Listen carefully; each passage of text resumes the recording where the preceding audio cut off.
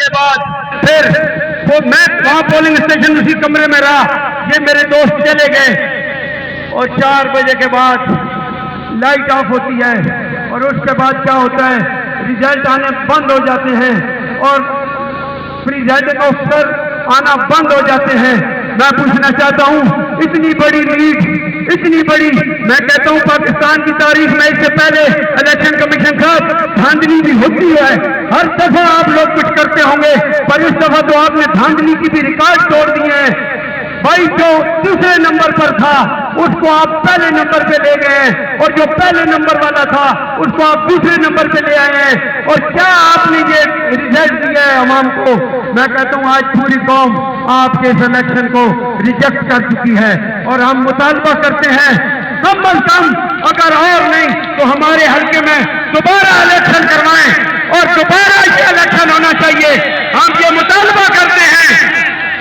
اور میں آپ کو یہ بات بھی بتانا چاہتا ہوں، الحمدللہ ہمارا ورکر، الحمدللہ ہمارا کارکن ہماری ایک کال پر جدھر ہم گئے ہزاروں کی تعداد میں اکٹھے ہو سکتے ہیں۔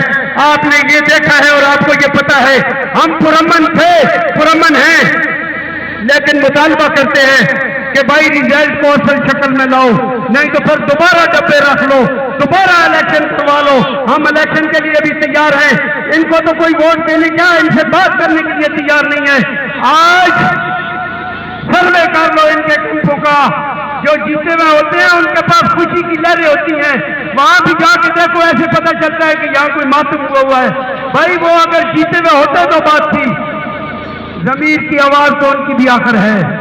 میں یہ کہنا چاہتا ہوں انتظامیہ کو، میں یہ کہنا چاہتا ہوں ان اداروں کو جن کے اختیار میں یہ ساری چیزیں ہیں کہ بھائی معاملات کو درست کر لیں، نہیں تو پھر ہمارے امیر محترم کے اگلے اعلان کا انتظار کریں۔ انشاءاللہ ہم ایک پرامن جماعت ہیں۔ لبیک جناب۔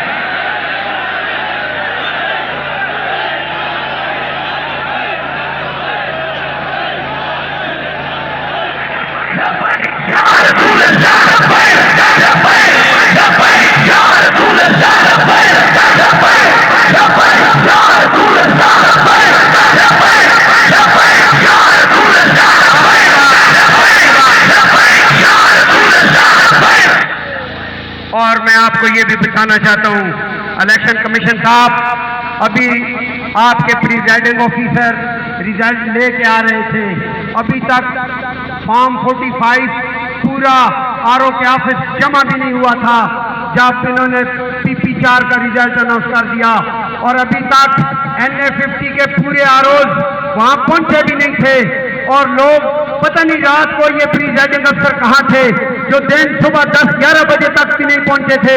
انہوں نے تمام پریزائڈنگ کو اپنی کسٹڈی میں رکھا اور انہوں نے ریزلٹ کو تبدیل کرنے کا جو کوئی فارمولہ بنایا انہوں نے انتہا کر دی۔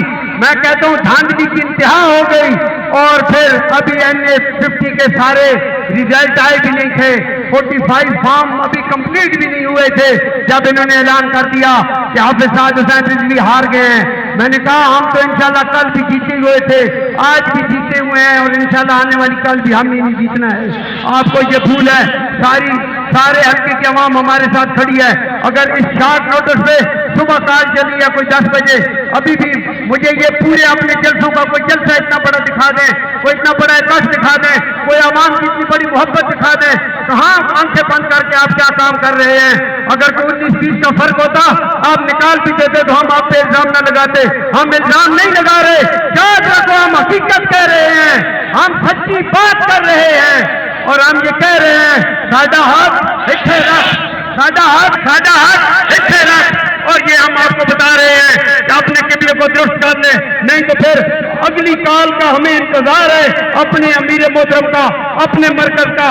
ہم ایک ڈسپلن جماعت ہے، ہم سیاسی جماعت اور دینی جماعت ہے، ہم فساد پھیلانے والے نہیں ہیں، لیکن یہ یاد رکھیں جب مرکز سے حکم آئے گا، جو حکم ہوگا انشاءاللہ اسی طرح جو یہ کال آئی کہ بھائی ایک ریلی پرامن احتجاج، ہم پرامن احتجاج ریکارڈ کروا رہے ہیں، ہم اپنا اخلاقی فرض ادا کر رہے ہیں۔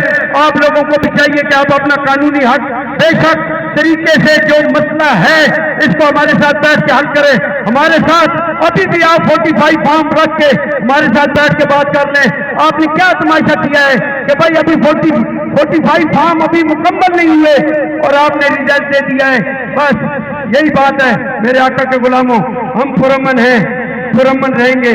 اور میں آخر میں پنڈی گھیب یا گرد و نواح کے تمام صحافی بھائیوں کا دل کی تھا گرائیوں سے شکریہ بھی ادا کرتا ہوں اور احترام کرتا ہوں کہ بھائی مہربانی کر کے جو اصل حقائق ہیں ان کو قلم کی نوک پہ لے کے آئیں. صحافیوں کا کام ہوتا ہے حقیقت کو اجاگر کرنا, اس کو اجاگر کرے. اور جو حالات آپ نے خود بہت سارے صحافی بھی وہاں موجود تھے, جب گیٹ بند تھا تو گیٹ کے پیر بہت سارے صحافی بھی کھڑے تھے, صحافیوں کو بھی اندر جانے کی اجازت نہیں تھی. میں ان کو یہ بات باور کرانا چاہتا ہوں کہ آپ نے سارے حالات دیکھے ہیں. آپ کا کام ہے کہ حقیقت کو قلم کی نوک پہ لے کے آئیں اور ساری دنیا کو یہ بتائیں کہ یہاں کیا تماشا اور کیا ڈرامہ ہو رہا ہے. اور انشاءاللہ پوری قوم جس وقت بھی ہمارے امیر محترم خواب دیں گے انشاءاللہ سڑکوں پہ ہوگی.